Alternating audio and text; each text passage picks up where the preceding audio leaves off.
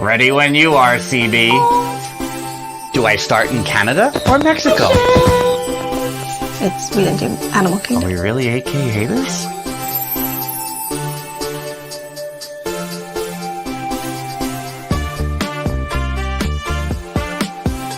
From New York, Dillos Diz Live, starring Frank and Jen Dillo. This is Mr. Snidillo in studio along with music by Matt Harvey, inviting you to join the Dillos and their guests while they tangent and wax nostalgic. And now, ladies and gentlemen, here's Frank and Jen. Me? Good evening. Hello. Everything is perfectly fine. Everything is normal. Completely under control. Yeah. Nothing to see here. What's Nope. going on? Oh, Starting right as we should here on our YouTube channel on a Tuesday night. yeah. That's what we. This is Dillos Diz. She is Jen. Oh, hello. Yeah. We're on the wrong side. I got. No. What you're? And you just leave me. All right. Here we are. Everything's fine. There's a little bit of the Wi-Fi skidoo. Yeah. Here. We. Frank did a little text of "start without me." Oh, great! Now it's my favorite thing. Sure. No problem. It is a Tuesday night here on our YouTube channel, not only on our YouTube channel, but on the Facebooks Yes. and on the X Twitters. Yeah. We're everywhere. We're everywhere you want to be. Yeah. For $25 more a month, we probably could be in more places, but That's a big upgrade for. the last couple of weeks here on our YouTube channel, we've been sharing what we do normally at DillosDizResort.com, which is our Patreon, with memberships beginning as low as $1 per month. We've been recording our podcast episodes publicly on our YouTube. This week, we're mixing it up. We got a new segment to do, a new extra to introduce, and then over at DillosDizResort.com, we'll be recording this week's podcast immediately following what we're doing here this hour. Jen, over to you. Back-to-back recordings tonight. I just want to shout out Nate for the MVP. I think he is in the chat listening and grocery shopping tonight. So, I mean, that's pretty big. I appreciate that, Nate. I want to clarify, you did not say grocery shopping.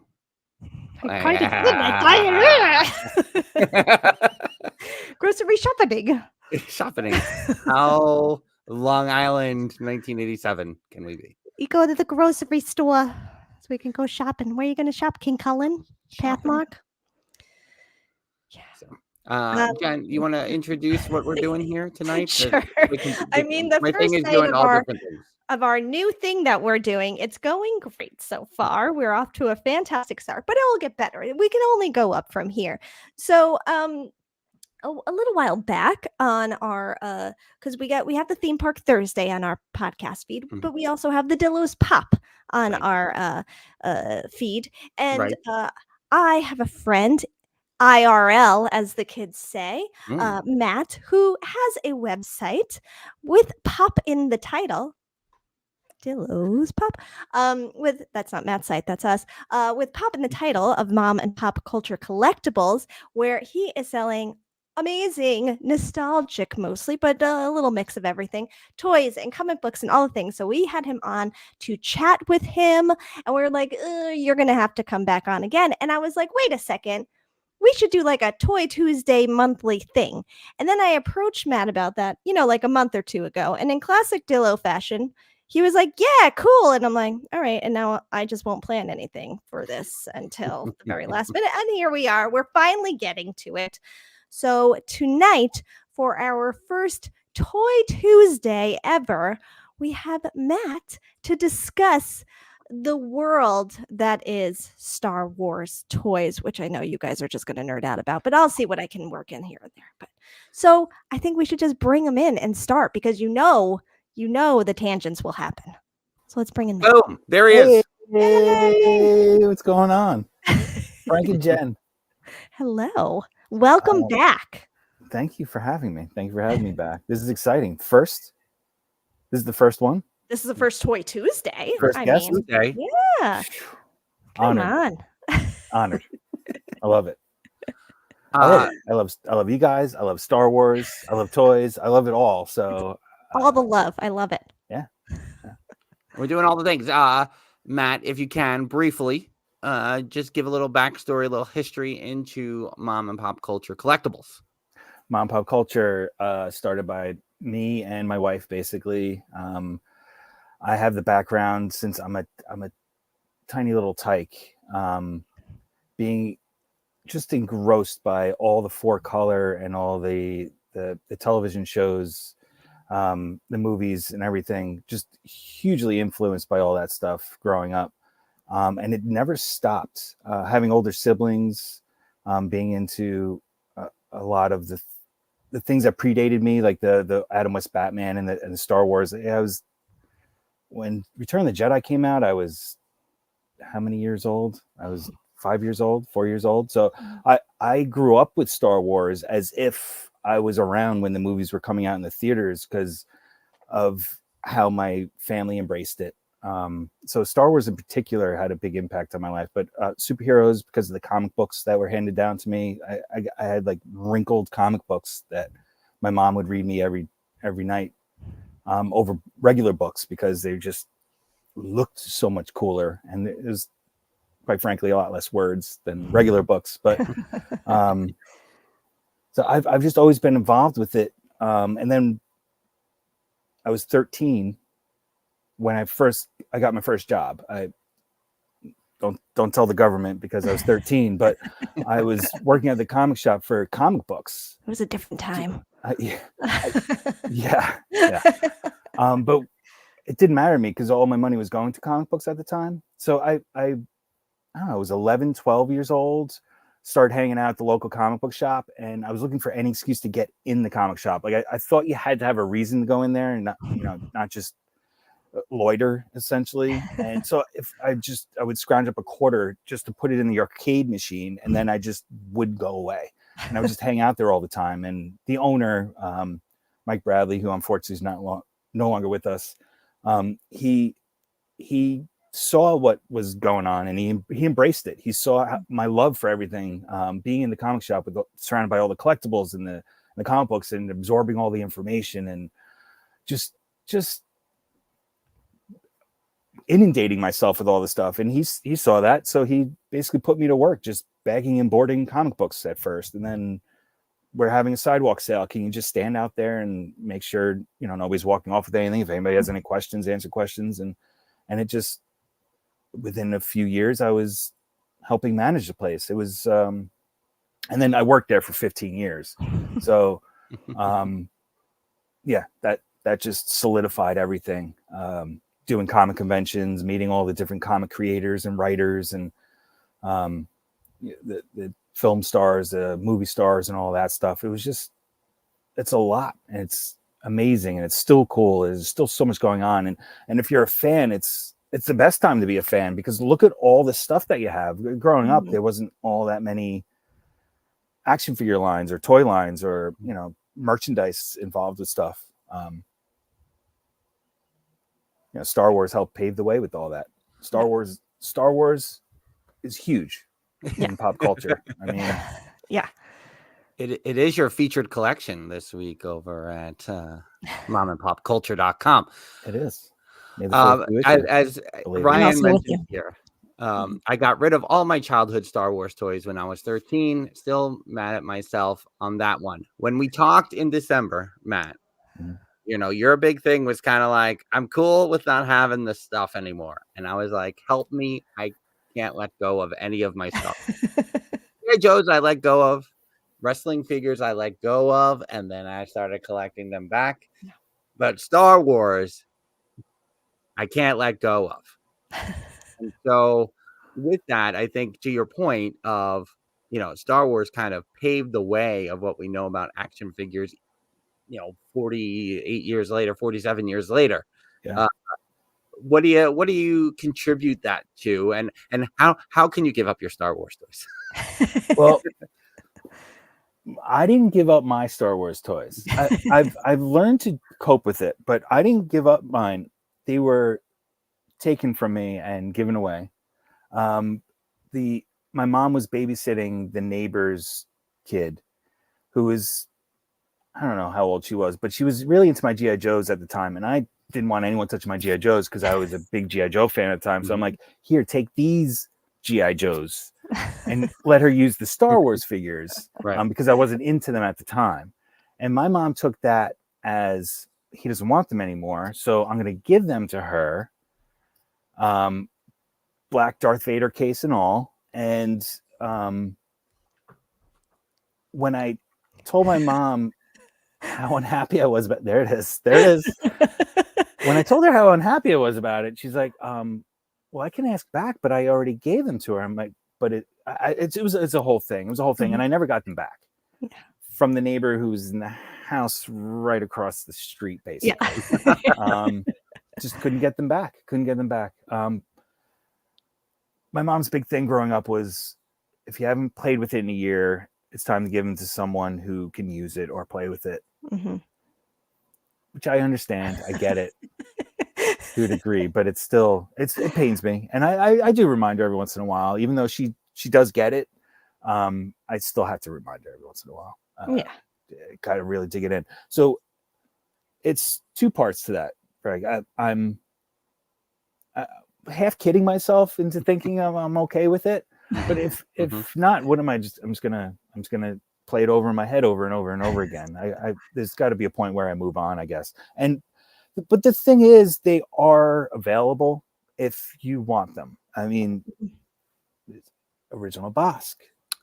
Original Bosk, original Walrus Man. Yes. I mean, they're out there. You can find them. They're all the different channels that they're made available through. You have to be okay with or embrace having someone else's childhood toy. Like if you get the Walrus Man, this one doesn't have anything on the foot, but the Walrus Man with the S carved into the bottom because that was Scott's growing up. Embrace that. Like that was, somebody loved that so much that they carved their name into the bottom of it. Unfortunately, their mom did the same thing our moms did and just got rid of them. So maybe Scott can take some small solace in the fact that Walrus Man does live on somewhere, even though it doesn't live on with him. And hopefully Scott got his own Walrus Man from Peter with a P etched in the bottom of it. I don't know. Right. Yeah. It's, I don't know, but part of it's tricking yourself into being okay with it. Yeah. You got to find ways to cope, right? With the things you have found now and are selling, are there things when you're looking at all the Star Wars toys, let's say, that you have in your archives now, do you go, all right, yeah, I'm putting this up, I'm putting this up. Ooh, no, I'm not. I can't put this up. No, this one's staying with me. Do you have those moments? Do you have those toys? Without a doubt. So I've always been a fan of the Biker Scout from Return of the Jedi. It's just one of the coolest costumes ever created, in my opinion. I don't know what it is. It's the helmet. It's the colors. It's the way they space out the colors. I don't know what it is about this particular character. Who's nameless, it's just one of many. Right. I love this character. So I can't part with it. But I'll come across many more and I'll be able to part with those. The original trilogy stuff is near and dear to my heart, but when you have the original and then they come out with, as a comparison, nowadays they have this guy who, with the originals, you have 5 points of articulation, right? You have the head, you have the arms and the legs. That's 5 point. Yeah. It's pretty basic back then. This guy, he's got his neck and it's on a swivel because he's supposed to ride the speeder bike, right? So he can look up, and he can look down, you look around. There's so much more articulation. And then the arm, it's got the shoulders is ridiculous. It goes up and down all around, and then it's got elbow joints, and then it's got wrist joints and legs. I mean, there's no comparison. So holding on to this is pure nostalgia, and then this is just it's what an upgrade. What an upgrade. And for someone like me who's into the photography of it all, there's only so much you can do with 5 points over 20 plus or whatever it is. I don't even know. I mean, even the legs, it goes this way and that way and up and down. It's all over the place. It's pretty crazy. So to answer your question, it's kind of loaded. There's my whole thing with getting into mom and pop culture is being able to let things go and sell things, but also having this collection it's a rotating collection. So yeah, if I sell this Biker Scout, I still have the pictures of it. I still have all the memories of it and all that stuff. Because really, you can't hold on to things for absolutely forever, because eventually we're not going to be here anymore. So do I need to hold on to all those things? Don't give me anxiety. Come on. But it's factual, is it not? Yeah, I guess. I don't know. That's just how I look at things. You can't hold on to things forever. There's only so much time in the day. Yeah, appreciate it, but do you need to hold on to it? But also, I'm in the market to sell things. So, like, why am I preaching not holding on to things if I want people to buy things and hold on to things? It's because everyone is different. That's just how I am with it. So here I am. I'm that middleman to hook up someone who wants this Bosk action figure. That's what I'm here for. That's what my goal is with this business, is to hook people up with the figures, the toys, the nostalgia, all of it. Yeah. Our friend Dr. Jacqueline in the chat is saying you can't hold on to things forever. Does he know? He's talking to the Dillos? And all I'm thinking is, tell this to Papa Dillo with his archives of newspapers from the 70s in the ad. I don't even know what like all the things he has. Well, also think about when we do, unfortunately, move on. There's someone who has to deal with all this stuff. All this stuff will be sitting there, piles and piles and piles. Yeah. Do we want to leave people with these piles and piles and piles? Do we not care? I mean, it's cool. Yeah. Some people might not care. Yeah. That was also part of what went into the business is, do I want to leave all these comic boxes and many, many more? Do I want to leave them in someone's hands to have to just deal with it? Dealing with to keep it a little dark for a little bit longer. My dad passed away years and years ago, and me and my siblings collectively had to handle everything that was in his life, everything that was in the house. So, that was part of what goes into the thinking is who's going to deal with these boxes? Who's going to deal with these boxes? How often do I dig through these boxes? And then you go back to my mom, who was getting rid of everything. If you haven't touched it in a year, you got to get rid of it. So that's in the back of my head. As much as I resent her getting rid of all the stuff, there's still a lot of rationale in what she says and logic in what she says. A lot of heartbreak in what she says. But it's there. So I don't know. It just, all that stuff mulls around in my head. It just doesn't stop. It's like a cold, and it just bubbles and bubbles and bubbles. And I'm kind of talking in circles because I don't necessarily have an answer. I don't know. It's tough. It's tough. Oh, good. It's not black and white. It's complicated. It's absolutely 100% on that. I love this stuff. I love being surrounded by it. I buy way too much to absorb. I have too much to absorb. I can revisit stuff by opening boxes and looking at it, and sometimes displaying it. It can be overwhelming sometimes. It's just, that's it. And I worked at a comic book store for 15 years. So I just inadvertently ended up with a lot of stuff just through osmosis, just by being there, Frank, how many places do you think all of your Star Wars toys are in? That's a complicated question, right? Because two things have happened since, two things have happened I think are big since we talked to Matt in December. And the first thing is my algorithm on social media completely changed. Especially Facebook went to all these vintage Star Wars action figure Facebook groups. Nice. And it's like I'm looking at the JCPenney catalog all over again from Yeah, 1984. So one of the things that came out of that was like, okay, I like some of the way that these things, I'm like doubling down of not letting go. So I'm like, I like some of the way these figures are being displayed. So like I got me one of these, right? Yes. Awesome. So that is sitting in my kitchen right now. That's cool. That's awesome. But That's awesome. that was kind of like these are all mine except that Han Solo at the top, which I bought at the Museum of Nostalgia a couple of months ago because actually, it's over here because he fell down a sewer grate behind my elementary school in the 3rd grade. So you remember these things. Yeah. Like 40 years later, I finally got it. That's awesome.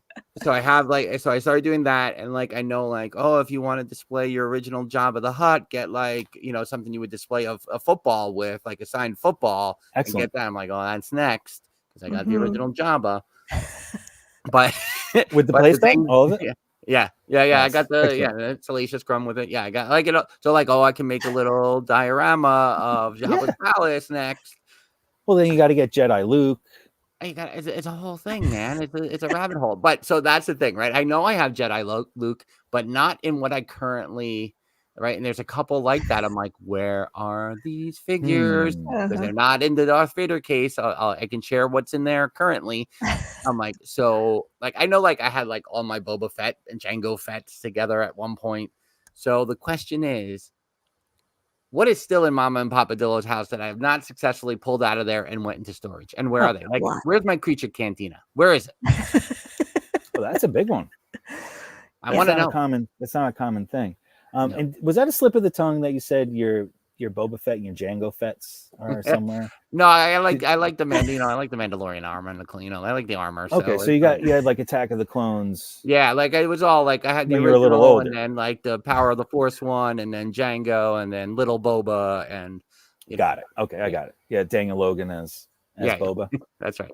So I went through like a whole timeline. Oh yeah, sure. Yeah. I mean, it was crazy when Hasbro got the license and they put all that stuff out just as it was episode 1, and then they put out some of the original stuff, and it was a nutty time. So even if you were older, you were in college or after college, or it didn't matter what age you were, you saw that Star Wars was back on the shelf, and you were like, "What? Crazy!" And like, I have to start shopping again for all of this. It was pretty nuts.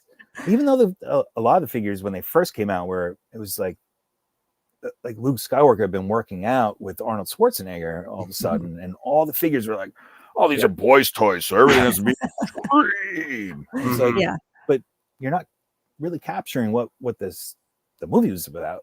It was pretty funny time. Yeah. I will say that display that you got, I didn't know about until the day of the earthquake, because it was affected by the earthquake that we had here. I think they all bit it. Oh no! Hopefully, no heads fell off. Everyone. No. Okay. They were all placed back to their regular. Lewis is here scolding me that I have my toys in different places. Listen, Lewis, I can't account for what happened during my childhood and where things ended up. Yeah. So. Like I don't know why my Walrus Man isn't in this Darth Vader case. I don't know where my Walrus Man probably in the creature cantina with Snaggletooth right now.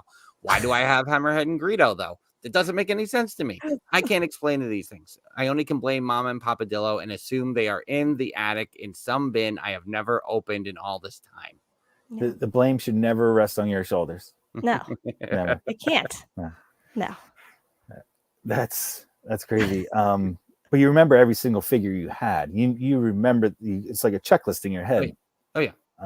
It was an amazing time to be a fan of action figures when the late 70s, early 80s. It was the dawn of a new era. It was insane. And it was all thanks to Star Wars with the introduction of the 3 3/4 inch size. Everything before that was 8 inches or bigger. It was right. Is that what it was? Do you think it was the size that really contributed to it? I mean, obviously the popularity of the movie, but the size that made it more acceptable. You think Agreed. The popularity of the movie first and foremost. I mean, the toys weren't even out when the movie was released. It was a little bit after they did the whole early bird special. The movie was released in March of '77. The early bird special was promised to people like around Christmas time, and it was fill out this little order form, and we will send you, promise, between March and June of next year, we'll send you the first 4 figures, which was Luke, Leia, Chewie, and R2. So it wasn't until almost a year later that kids even got action figures of these things. But yes, it is the variety. It was the size of it and the variety. And the reason they were able to have the variety is because of the size. There's so much that went into that. Kenner being a brand new company who got the licensing rights. It was a lot. There was a lot of unknowns. People were sweating it. It was territory that was unwalked upon at the time. It was crazy. But yeah, variety. I mean, you had every speaking character from in the movie. Before that, you had the Migos, where you were lucky if you got every character from a movie, or it was just the highlights. And they cost more. They cost more than the tiny little plastic figures, and the little plastic figures came with just as many accessories as a Barbie doll or a G.I. Joe doll. Again, not articulated, but it didn't matter because what you lost in articulation, you made up for in volume. Yeah. Are you putting something putting links in the Lewis was questioning me on questioning Walrus Man, who we now know as once they got names, Pondo Baba is so if Lewis needs to take a look at Walrus Man. There we go. Like this is what, and they were just going on specs basically. They didn't know what Walrus Man moved and looked like and all that. So this is what they came up with, and this was fine when we were kids. But then we got older and we're like, this is a Walrus Man. Just Walrus Man, man. And it was turned to Ponda Baba because Walrus Man is just like an alien species. Right. And we realized we need to move on from just calling characters by their species name. Jabba the Hutt was lucky. He basically dodged that bullet. We knew who he was. He wasn't just the Hutt. Yeah. You know what I mean? All right, before I open my Darth Vader case here, I just want to talk about something else for a second. I've talked about this over the years. Nate Hardy knows I have this, right? So this is my 70. Is it 79? It came out. Millennium Falcon. Yeah. Now it's looking. Yeah. Yeah. So since like the shell has lived in Mom and Papa Dillo's now in my storage unit, but over the last couple of years, suddenly I found the cargo hold trap door like in storage. And then just a couple of weeks ago, I found the radar dish. Oh man, that's awesome. So the pieces are still appearing.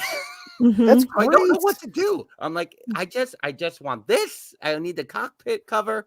But I gotta get the gun, and I gotta get the game table. And like that's all I care about right now. The toughest thing to find, accessory wise, which isn't necessary to complete it, is the it came on a little piece of string, and it was supposed to be the ball that Luke is practicing on. A little drink, yeah. It's tough. It's tough. But these things keep reappearing. And like I'm thinking they're gone for 25, 30 years. And then the radar dish. Like how does that even possible? That's amazing. That's fantastic. Didn't we were doing like a what's in the attic one day. Didn't we like open a box and you were like, what is that? What is that? And I don't remember what it was or what toy it was to, but it was like just a piece of something. Yeah, I think it was the cargo hold top. And I was like, why is it? And I recognize it. How do I recognize it? Like, come on. Yeah. Yeah. Ridiculous. How about we go into the attic one time and we just figure this stuff out? Yes. Bring Matt into Mom and Papa Dillo's attic. Come on up.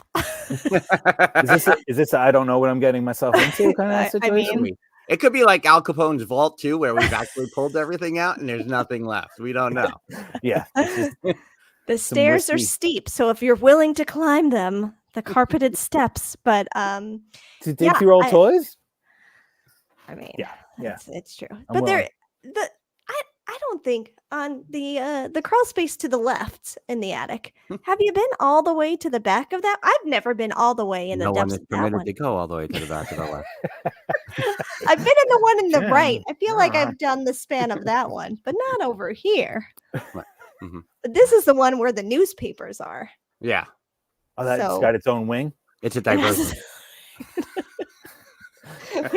if we just move those boxes, what else? What How else far will back be are we talking uncovered? with these newspapers? Like JFK? I Hmm, don't know about that far back, but Okay. definitely like maybe. it could be. I'm trying to think what I could think of. But things in the 80s. You for got sure. the Mets winning the 86? Yeah, yeah. Stanley Cup, Islander Yeah. wins probably. Right. Sure. Things like All those that. four. Yeah, they Mhm. went on a tear. Frank being on the cover of Newsday. That's in there. Wow. Facts. Oh, yeah. Facts. And He went knocked to Amy college. Fisher off the cover. They took a day off from Amy Fisher and Joey Buttafuoco. And It's facts. It's all facts. Just because he decided to go to college. that's a resort story. I can't tell that Ugh. story here. Amy Fisher. Yeah. Yeah, it's a time. Buttafuoco. It's a Oh, time. that was a story. It consumed our lives. It did. It was for a But, while. But Yeah. that's what's hard, right? Is like, yeah, I probably should like someone will buy that shell of a Millennium Falcon, but not if the pieces keep popping up over the years, spread out perfectly just to keep me interested a little while longer. It's that part of the market is nuts. You could have a fully furbished, like original Millennium Falcon, all the original pieces, but played with. Right. Put it up for, just to throw a number at $100, right? And then you can throw out the satellite dish, the turret gun, and the top of the cockpit, and Right. and that will sell for $100 instantly. Yeah. Because people don't want that shell. Everyone has the shell. Yeah, the shell, Mhm. right? But the fully furbished one has the turret gun, the satellite dish, and the cockpit cover. But less. But people don't want it because it's got that shell No, that everyone I has. want to complete mine. I need to complete the one I have. But they're willing to spend the same money. Like, just buy. It's that Yeah. part of the market. I will never understand it. I know how to operate within it, but I'm never gonna fully understand. My brain isn't gonna understand that. Like, just buy the shell and then have the three parts, and then you just have an extra piece lying around. Yeah. People don't want that extra piece lying around. I don't. And- I have and trouble wrapping my head around it, but it's on the business side. I get it. Yeah. All right, bring out your Darth Vader case. Yeah. What's in here? Yeah, Well, I have one more thing before the Darth Oh, Vader case, oh, because, okay. I am curious about like the toys of the last 8 years or so. Mhm. You know, obviously the new, never mind the prequel trilogy and how, we all bought figures thinking that was we were hitting a mother load like from our childhood. But then you have, the Disney sequels, and then they have their own, people aren't going to be happy about those for another 20 years. So, and that's fine. Oh, Then yeah, I yeah. have something like this, right? Because it was gifted to me. So I'm just saying, like, what am I gonna do with this? Right? I'm a big fan of the bigger figures from when they were kids. I still have those. I'll bring them out for the next Toy Tuesday, probably the original ones of this Sure. size. But what am I supposed to do with the new trilogy version of this? There is, and again, I don't get it. I'm not 6 to 12 years old or whatever. There's a huge market now for that size figure with the no articulation. It's back to the 5 Mhm. points. Those are Right. the just larger versions of what we played with as a kid. Maybe just a little more detailed because we can do that now. It doesn't cost any extra to put a little extra wrinkles in the clothes to make it look like clothes instead of a plastic figure. Mhm. Yeah. I don't understand it, but that's this guy right here. The other side. Him. Yeah, It's the same, it's the same thing. That's what you just showed me. It's the versus this isn't the original, but this is more akin to the original C-3PO than this is. I don't understand that. There's just people want large. Mhm. They're getting away from the 3 3/4 inch, which Which is that's interesting. what this is. Just under 4 inches. there's a huge market with the 6-inch toys. Mm-hmm. Huge. It's huge with the Marvel and the Star Wars and beyond. And with the Star Wars and Jurassic Park, they still make the 3 3/4 inch, but it's mainly for the collectors. It's not for the kids. It's not the kids market. It's these things that are for the kids market. It's the taller toys. Also, I don't think kids embrace action figures the way we did. In no small part to video games. And that's not a dig on video games. It's just that's where we're at. Video games can be a lot more interesting than the action figures. The action figures, what we did when we were kids was we would create the adventures and all of that. With the video games, now you can have it on your TV where you're creating the adventures with the 3D. Which, saddens me a little bit because I would like to see kids playing with action figures more, but I don't think there's any lack of kids playing with action figures. It's just not embraced the way it was when we were younger. Yeah. And we had video games too. It's just not the variety and where it's at.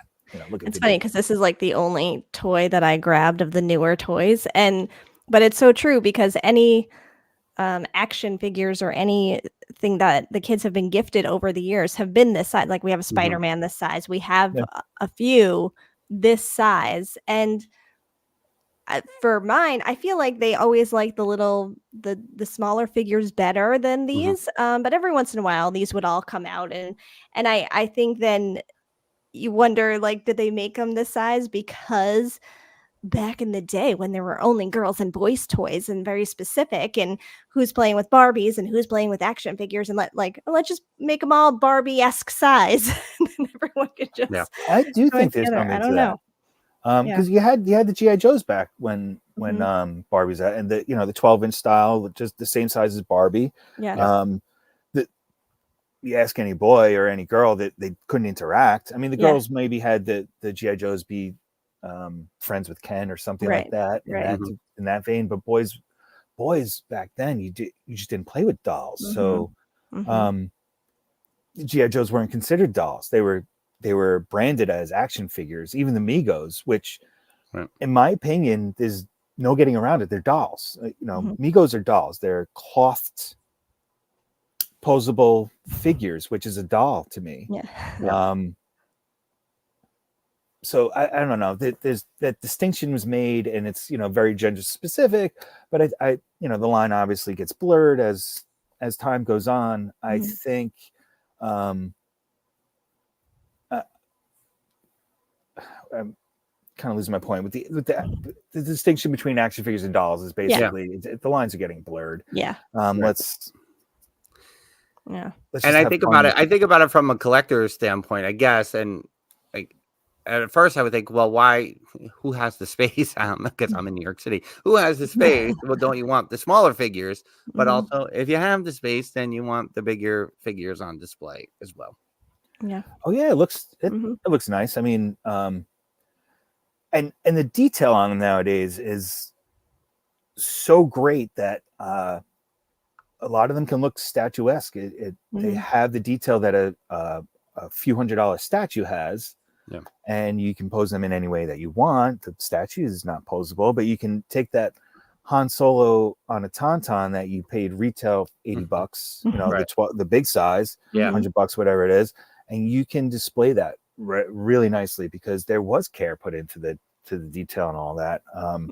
It's again these action figures that I have. You remember starting lineups? Did you have any starting lineups? They were very basic back then, but you were able to get a Dwight Gooden or a Darryl Strawberry or a Patrick Ewing and have that displayed on your shelf. Right. That was considered your statue kind of thing. But now they have these starting lineups, which unfortunately the line died with just after the first line. Yeah. I mean, it's as articulated as any action figure can possibly want to be. That's a big part of why people are getting into these. The newer Star Wars figures, like this Biker Scout, I was showing you how articulated it is, and the speeder bike that it comes on. You look at the detail in the craftsmanship that comes into that. It comes with a nice little display stand. So so it doesn't look like it's riding on anything, right? Clear plastic stand. And again, instead of putting him on there and he's got to look down when he's holding the handlebars, put the head up, and it's just all these things are well thought out. Yeah. And people feel that, they know that. This whole new market with the vintage collection, Star Wars, the 3 3/4 inch, is embraced by so many people. It's a lot of fun. It's a great time to be a collector, especially when you grew up with these guys. You still love these guys, and they're still putting these guys out. They're reproducing the retro line, and they're making Hayden Christensen as Anakin Skywalker or Padme Amidala in those old retro guys. Hey, what's up? So I mean, it's, on the next Toy Tuesday, Matt and Frank just act out scenes. Tale of Two Bosks. Looking forward to that. The Tale of Two Bosks. The wheels are turning. I do have the Biker Scout. Which there is nice. Yeah. Yours and is, the way you described it, I was like, oh, maybe for me, who is like now older, when I was like, oh, maybe it's like the stormtrooper growing up is how I saw it back then. I think that thought crossed my mind. What else is in here? IG-88's in here. Oh yes, he's the best, and only made that much cooler. He had zero presence in Empire Strikes Back. But how much cooler is he now that IG-11 was created for Mandalorian? Yep. It's a trap. It's a trap. I have to say it, right? Admiral Akbar, who was given more lines and a bigger role in the prequels and Rogue One. Yeah. I will say in that case I showed was a Vader with the cape and the telescope lightsaber. Sure. Here I just got Vader, just the cape, no saber. And why do I have 3 Darth Vaders? And then I have Vader, no cape, no saber. Like, which one came first? I feel like that happened a lot. Well, I feel like more than likely what happened was capes ripped or disappeared, or the lightsaber disappeared. And when mom and dad are getting you figures, they're not questioning, don't you already have a Darth Vader? It's, no, mom, I want this one. And it's like, you're just getting it for the lightsaber. Yeah, the capes are definitely missing from most of my figures. The Tusken Raider, Obi-Wan, Princess Leia, the Jawas. Where are all the capes? That's what they say in those Facebook groups when I post them. They ripped horribly, and there was no easy way to put it on. You had to put both arms back and slide it on that way, and even then it would rip and tear over the jagged plastic that it was trying to put it over. It wasn't an easy life for these figures. Logray, Ewoks. Jen, say the line, Jen. I'm not scared of them. I just don't like them.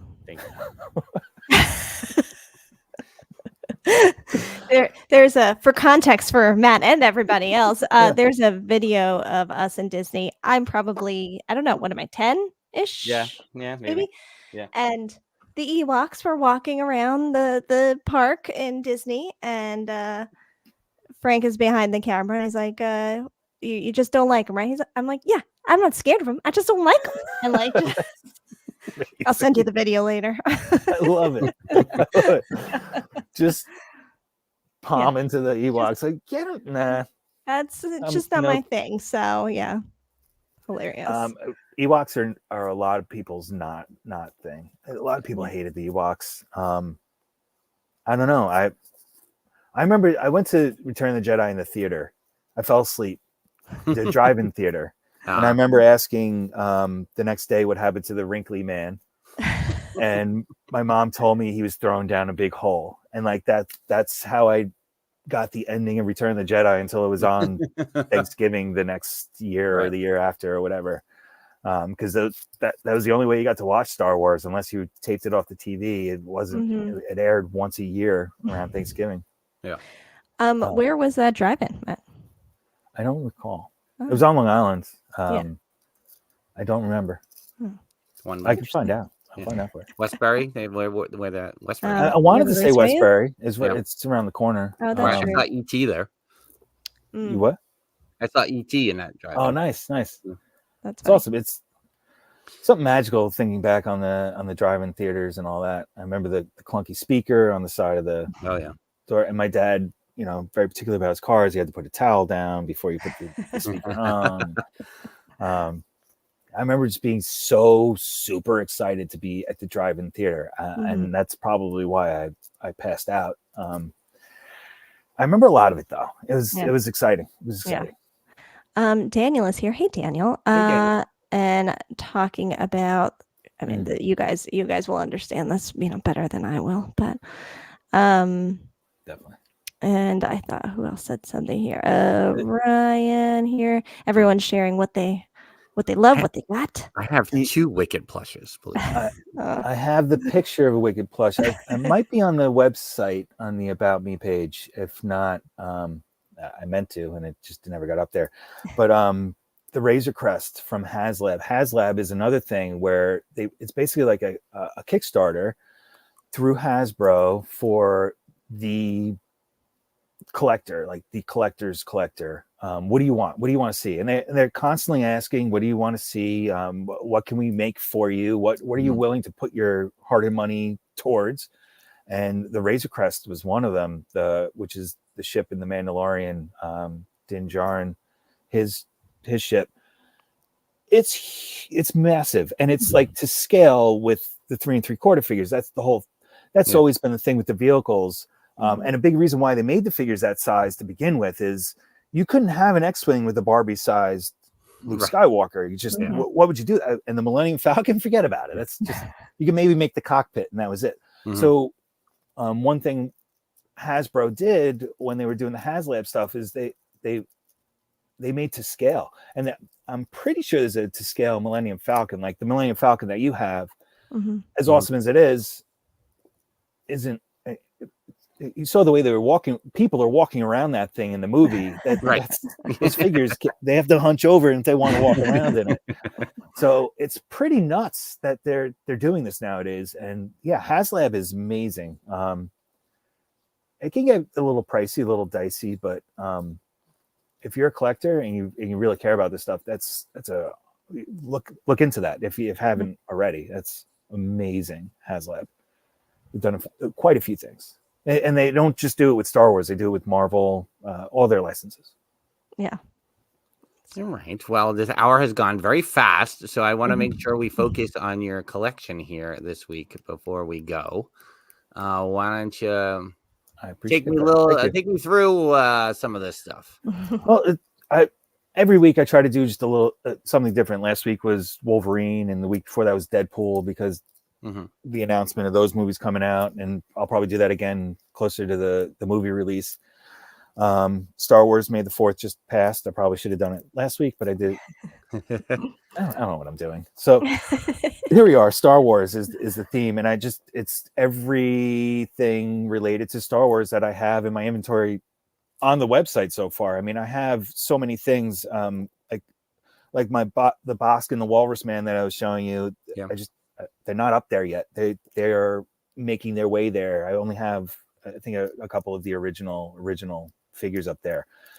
But anything related to Star Wars, and you can see the gamut of things that I'm trying to sell. That's not the original Wicked plush. That was the re-release in the 90s, and significantly smaller than the original Wicked.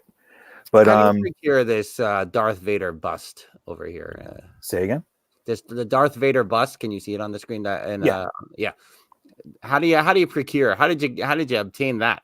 That I got when it was originally released. When I worked at the comic store back in 2002. Cool. Gentle Giant.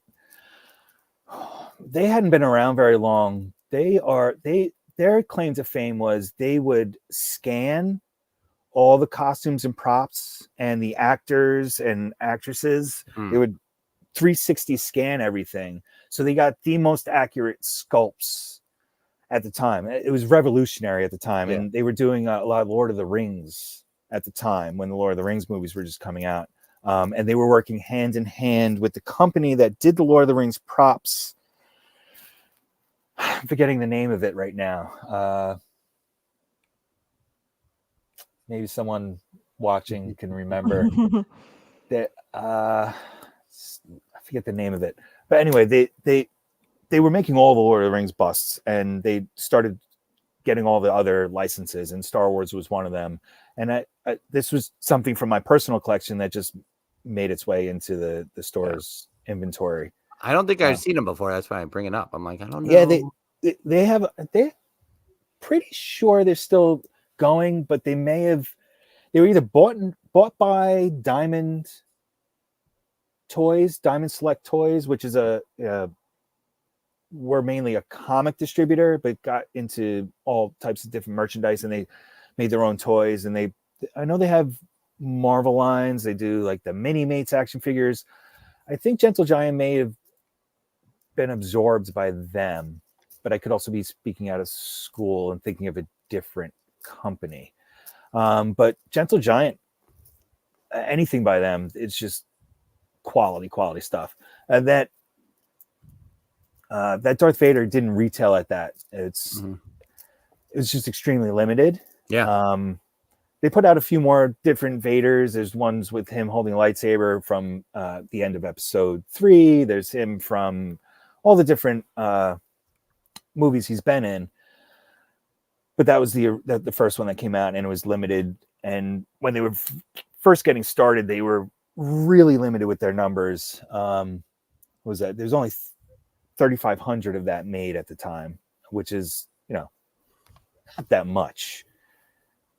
Yeah, no, that's Under really awesome. 4,000. I didn't know that existed, or I didn't know anything about it. So that's cool. Yeah. It's a fun piece. And the thing with all of those is they're hand painted, usually cold cast porcelain. So the material they're made out of is pretty sweet. And hand numbered. So that's 460 out of 3,500. There's no other number 460. They're hand signed, and they come with a certificate of authenticity to let you know it came from the company, and hand painted and all that. That was a big deal. That was a big deal in just getting started when the early 2000s, I want to say, or late 90s. Bowen Designs started with a lot of the Marvel stuff. They Marvel license, and they were just doing Silver Age. So they were just doing the classic versions of the Marvel things. And that's where the whole world of busts really got started. And it was busts when Bowen started doing it, was just the waist up, no arms, because that's technically what a bust is. It's the waist up, no arms. And then they started just getting a little fancier with it. And they started, what's Wolverine without his claws? So can't do a bust of Wolverine and still have his claws. So we did this, and he had his claws popping out. And then they saw how successful it was that a bust had its arms. And then everyone just started doing the arms, and that became synonymous with the bust. The bust had arms. And then you look back, it's like, why do these busts not have the arms? And it's like, that became the new standard. All busts had arms. And it was an extremely, extremely affordable way to get a statue in your house and not have to pay statue prices. And on top of that, you were able to display way more of these busts than you were statues. Like if I had Darth Vader, Grand Moff Tarkin, and then I could have 4 busts in the same spot where I have 1 statue. Yeah. No, that's awesome. Huh. Yeah, People I've never for seen that. those before. Very cool. Yeah. Matt, where can everyone find you? Do all the plugs. momandpopculture.com. Yeah. Momandpopculture.com. That's my website right there. Mom and Pop Culture Collectibles on Instagram. It's Mom and Pop Culture. Everywhere. That's me. Boom. There's new stuff going up every week. Always new toys. I need to find more wrestlers. I don't have enough wrestling on there. I don't have enough of everything. I have a little of everything, and I'm always just trying to put more and more and more. I have so much inventory that I'm still working on getting up there. I just put up a whole bunch, like I said, a whole bunch of Deadpool and Wolverine comic books. I have a bunch more X-Men comic books because X-Men 97 just hit a little bit ago with on Disney Plus, and everybody's getting the nostalgia feels with that. Holy Mhm. cow, how awesome is that series? Picking up right where the old series left off. It's amazing. So I have a lot of X-Men stuff. I just have a bunch of G.I. Joe comic books, a huge stack of G.I. Joe comic books. So that's 80s and 90s. I want to throw that up there. But I also just don't want to be the comic book guy. So I have a whole bunch of figures. I have a whole bunch of trolls, like original trolls that are going to be coming, and some trolls from the first movies, some trolls from the second movie. That's coming up. I have a bunch of tins and lunch boxes, some vintage lunch boxes, some new lunch boxes, all metal stuff.